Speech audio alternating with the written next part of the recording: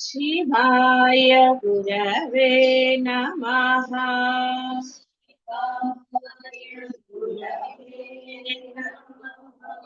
शिवाय गुरवे नमः।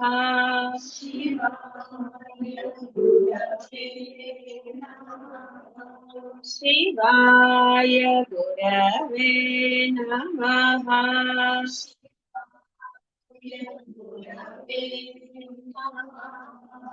शिवाय गुरवे नमः।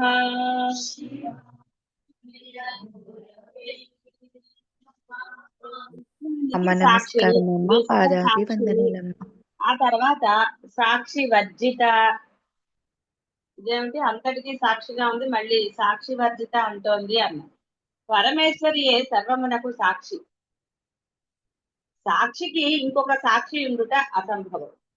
సాక్షికి ఇంకొక సాక్షి కావలేను అన్నట్లయితే ఆ సాక్షి ఇంకొక సాక్షి ప్రకారము సరే ఇవంతా తెలిసిందే కదా. ఎలక్కి పిల్లి తోడల అన్నట్టుగా ఎంతమంది సాక్షిని తెచ్చుకుంటారు. అందుకని అమ్మకి ఇంకొక సాక్షి అనేవాళ్ళు లేరంటే అమ్మే అల్టిమేట్ అంతే తప్ప మళ్ళీ ఆవిడని అవును ఆవిడ కరెక్టే అని చెప్పడానికి లేదు. ఈ బోధంతా కూడా వేదం. వేదము అమ్మ నుంచి వచ్చినదే. ఎవరి గురించి వాళ్ళే కరెక్ట్ గా చెప్పగలరు.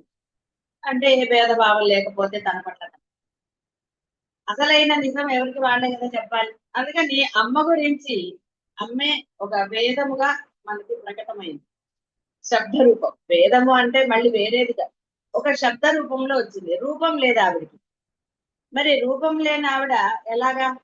అందుకని ఆవిడ ముందు శబ్ద రూపంగా వచ్చింది.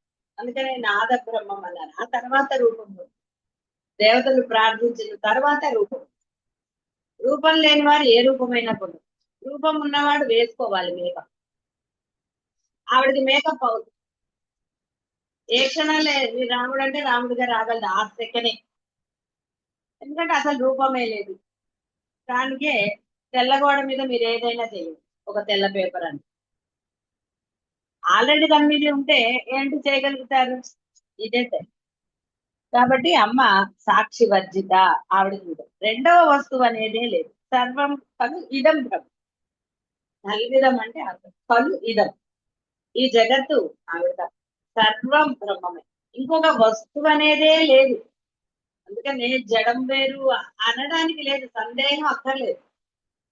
అది బురదైనా, క్రూర మృగమైనా, ఆకాశమైనా, అసలు ఏదైనా సరే నీకు తెలిసినా తెలియకపోయినా, కనపడినా కనపడకపోయినా అంతా బ్రహ్మమే. ఆ బ్రహ్మము నువ్వు ఆరాధించే ఏ దైవమైనా కావచ్చు. అంతే తప్ప ఇక్కడ అమ్మవారు చెప్తున్నారు కేవలం అమ్మే అన్న భావన అక్కర్లేదు. మీరు ఆరాధించే దైవం ఏదో అది కూడా వేదములో ప్రతిపాదించబడిన దైవములే. అంతేకాని కొత్త కొత్తగా వచ్చిన దైవాలు కాదు. రకరకాలుగా కొన్ని మనకి కాశీలో కాలభైరవుడు ఇలా కొన్ని ఉన్నాయి. వారాహి దేవత ఇవన్నీ కూడా రక్షణకి వాటి యొక్క పూజా విధానం ఇవన్నీ వేరు. కాబట్టి ఒక ఆ భైరవ రూపాలను ఇంకోటో మీరు ఆరాధించాలంటే ఆ పూజా విధానం వేరు. చాలా శ్రమతో కూడినది. కాబట్టి మనకి అంత అవసరం లేదు కదా. శాంతంగా అంటే ఉన్న కోరికలు కొంచెమే కదండి. ప్రపంచాన్ని వెళ్ళాలి అంటే అలాంటి పూజ. అలా ఏమన్నా ఉంటే మీ ఇష్టం. లేదా ఏదన్నా ఒక పదవి కావాలి, అందరినీ కంట్రోల్ చేయాలి, ఇలాంటివి అనుకోండి. అప్పుడు కొన్ని ఏవో ఉంటాయి కదా, అలాంటివన్నీ చేస్తాం. మా ఇంట్లో నలుగురిని చాలండి అంటే అమ్మవారు చాలు. ఆలోచించే దైవం చాలు. దానికి ముఖ్యంగా మీ ధర్మం చాలు. మీరు ధర్మంగా ఉంటే మీ మాట ఇవాళ వినకపోయినా రేపైనా విను. ఎందుకంటే ధర్మం యొక్క పవర్ అలాంటి. కాబట్టి చక్కగా నిష్కల్మషంగా ఆ అమ్మని ప్రార్థిస్తూ మీ ధర్మాన్ని మీరు ఆచరిస్తే అనుధావంతి గళద్వేణి బంధ. అసలు ఇంకా వాళ్ళు ఏది అంటే అలా ఆ విధంగా అనుసరిస్తారు. అనుసరించడం కావాలా? ఎందుకండి ఎందుకు చెప్పండి? అనుసరిస్తే ఏమవుతుంది?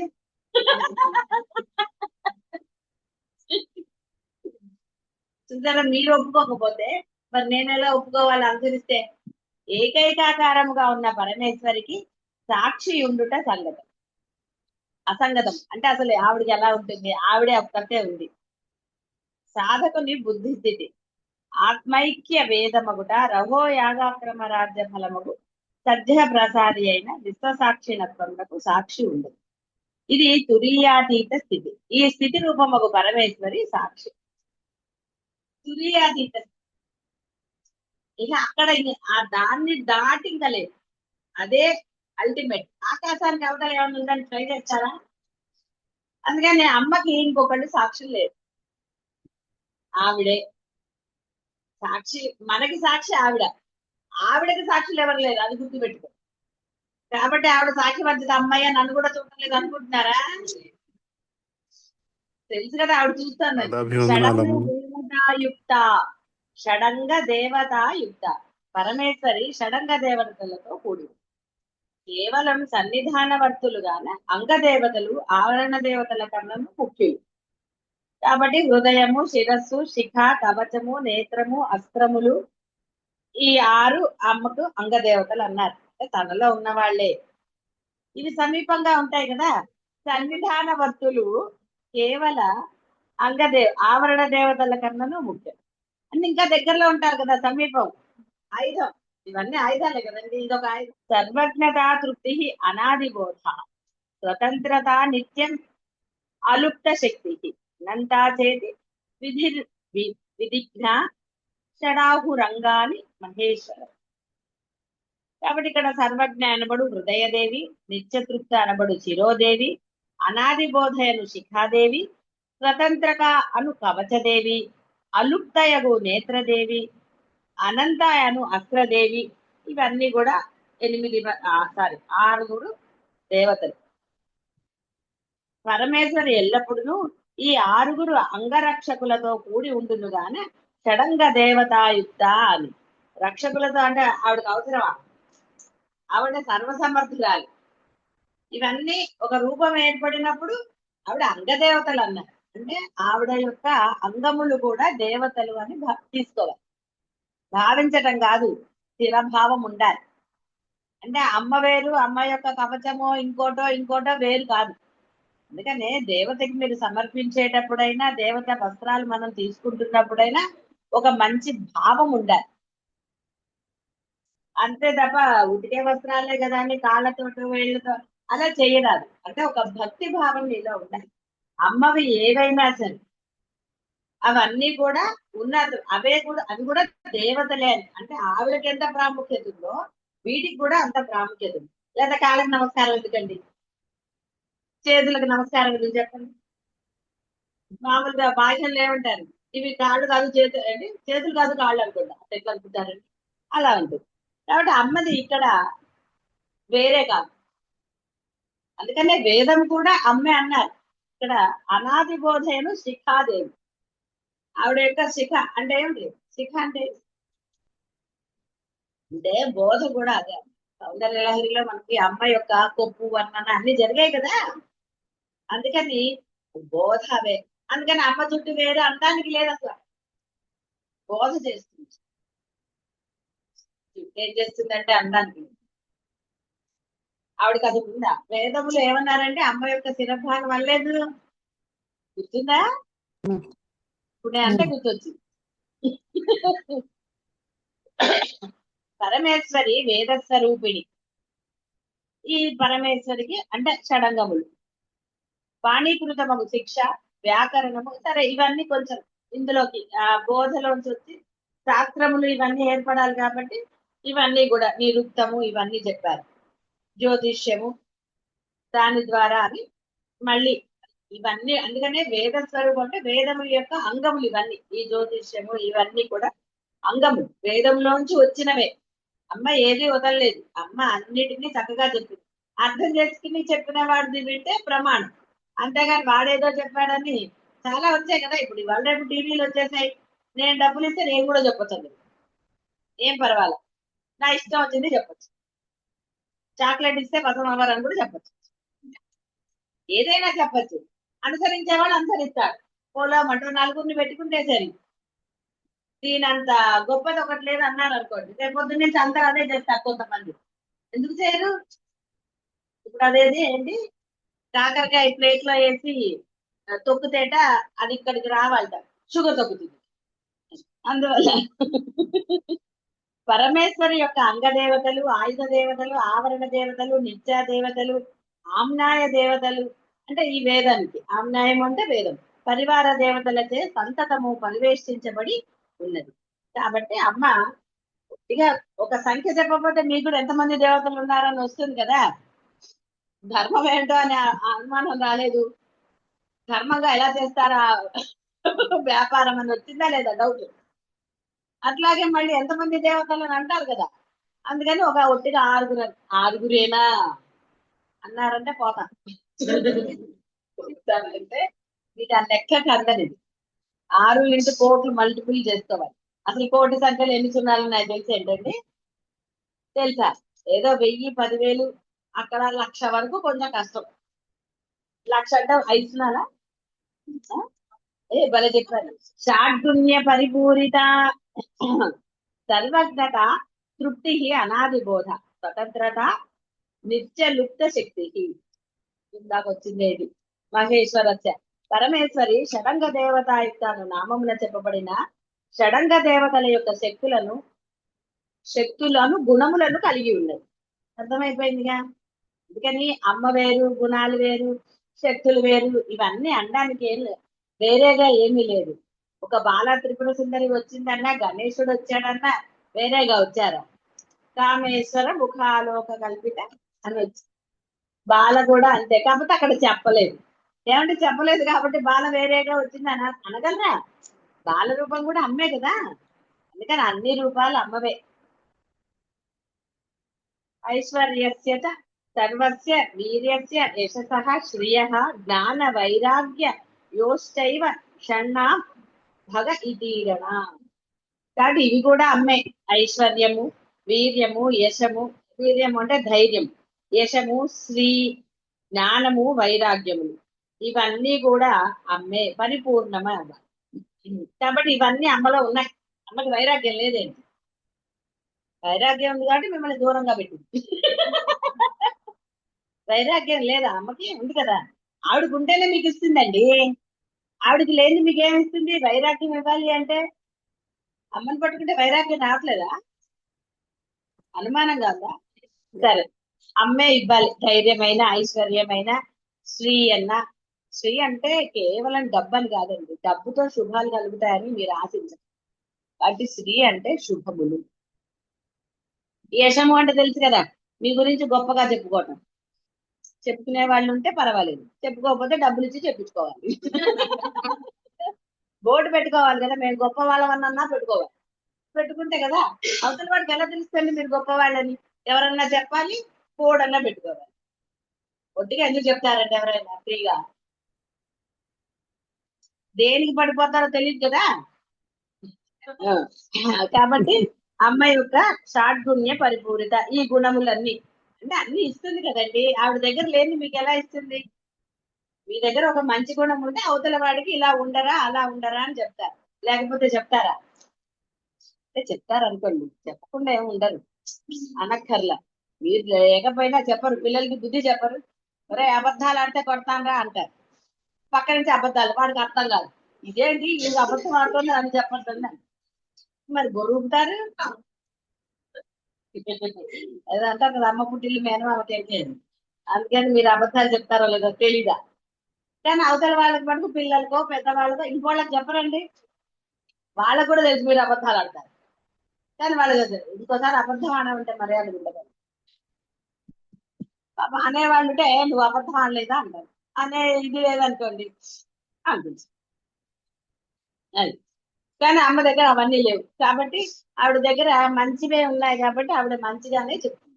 నిత్య కిన్న పరమేశ్వరి అత్యంత దయార్ద్రమైన హృదయం కలదు. నిత్య క్లిన్న అంటచే యత్ నిత్యం తత్ సత్యం. సంతతము అత్యంతమైన దయార్ద్ర హృదయము కలది అగుట నిత్య చిన్న. తన సంతానము అగు ఈ విశ్వ సృష్టి అందంతటను అతి దయార్ద్ర హృదయము కలదు. అంతా ఆవిడదే. కాబట్టి మీరొక్కళ్ళే కాదు, పేడ పురుగు కూడా ఆవిడదే. సృష్టి అంతా ఆవిడదే అయినప్పుడు అదే కదా, వేరేగా ఉంటుందా? ఇప్పుడు చూడండి, కుక్క పిల్లల్ని అన్ని పెంచుకుంటే వాళ్ళు వేరే అంటే ఊరుకుంటారా? కుక్క అంటే కోపం వస్తుంది వాళ్ళు. మై సన్ అంటారు వాళ్ళు. నిత్యగ్నిన మధోవక్షే త్రిపురాం భుక్తి ముక్తిదాం. తన భక్తజనులకు భుక్తి ముక్తులను కూర్చున్నది త్రిపురాంబయే. కాబట్టి అమ్మ తర్వాత ఈ షోడశ నిత్యాతిథి ఇవన్నీ ఉంటాయి కదా, శుక్లపక్షము అవన్నీ కూడా తిథుల్లో కూడా అమ్మే కదా, అందుకని అది కూడా చెప్పారు. కాబట్టి అంతా అమ్మే. అమ్మ ఉంది కదండి, ఆవిడేమి క్రూరంగా ఏమీ లేదు, దయార్థుడు అన్నిటికీ ఏర్పాటు చేసింది కదండి. ఎవరికైనా ఫుడ్ లేకుండా చేసిందా? కర్మానుసారం వాడికి ఉండకపోవచ్చు, ఏ జీవికి ఏ ఆహారమో నిర్ణయించి ఆవిడ ఇచ్చింది పాప. నిరుపమా పరమేశ్వరి యొక్క దయార్ద్ర హృదయమును తెలియనట్లా సరిపోల్చి చెప్పుటకు ఈ ప్రపంచమున నామరూపముల విలసిల్లు ఏ ఒక పదార్థమును లేకుండాటే పరమేశ్వరి నిరుపమా. ఆవిడని సరిపోల్చి చెప్పుటకు ప్రపంచమున నామరూపముల విలసిల్లు ఏ పదార్థము లేదు. అంటే ఆవిడకి ఇక ఈ ఆవిడ ఇలా ఉంటుంది అని ఉండే ఏదన్నా సౌందర్యలహరిలోనే ఎన్నో వంతు అని చెప్పారు, అంతే తప్ప దానికి దీనికి ఔపమ్య రహితం. అసలు ఎంత బాగుంటాయి ఒక్కొక్క ఆ శ్లోకాలు కనుక మనం చక్కగా అనుభూతితో చదివితే ఔపమ్య రహితం. అందుకని అలాంటి కొన్ని మర్చిపోలేదు.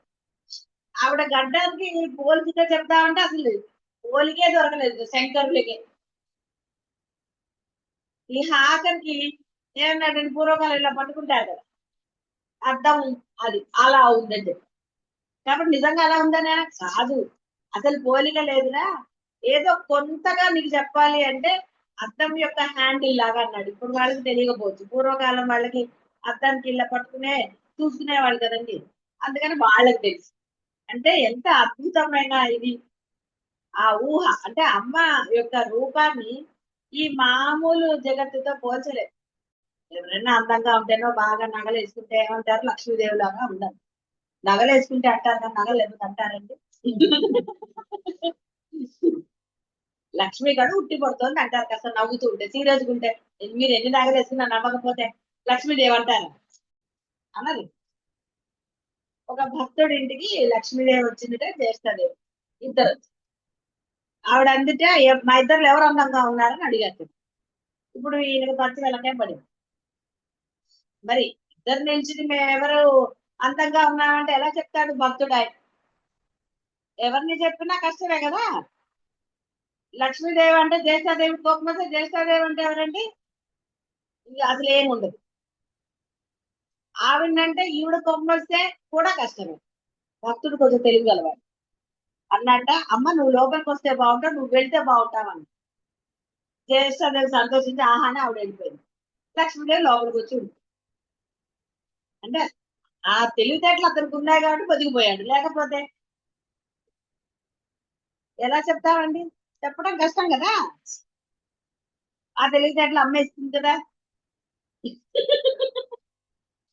అంటే మరి రూపాలకి చెప్పడానికి ఏదైనా ఎలా చెప్తామని ఏదో సరదాగా గుర్తొచ్చి చెప్పా, దానికి దీనికి ఎక్కడ ఏమి లింక్ లేదండి. మీరు కలపాలన్న అక్కడ ఏం లేదు లింక్, పూర్తిగా చెప్పా గుర్తొచ్చి.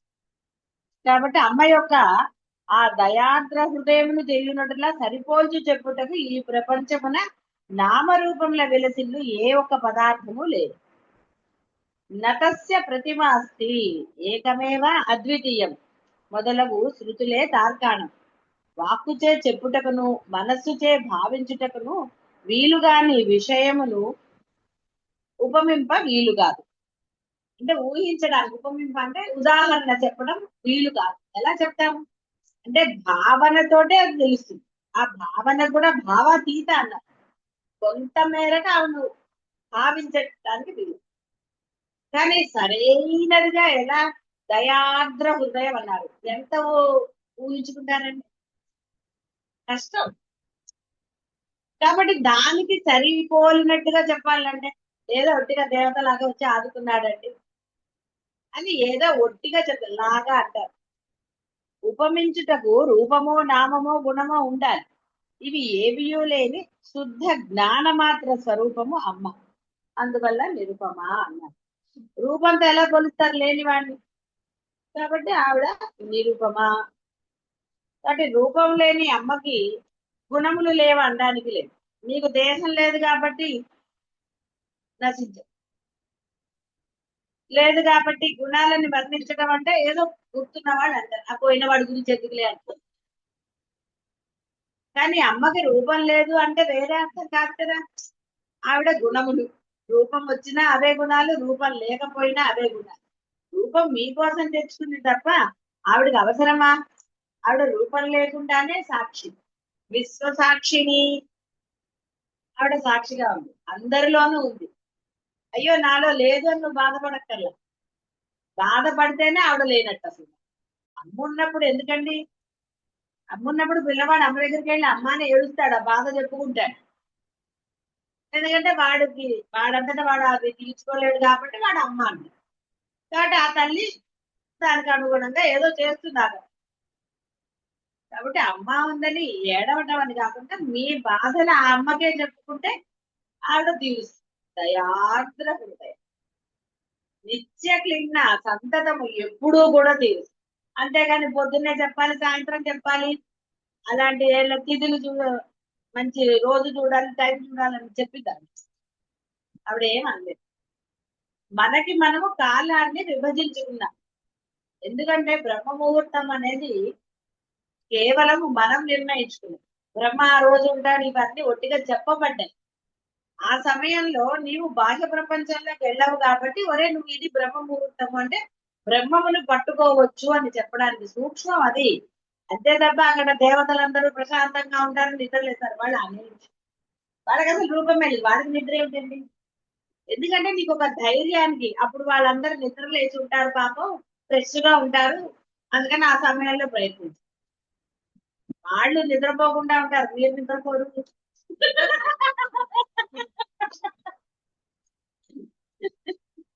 మీరు నిద్రపోతే వాళ్ళు ఏం నిలబడతారు. అందుకని ఒరే ఆ పొద్దున లేవరా, నీ మనసు కూడా ప్రశాంతంగా ఉంటుంది.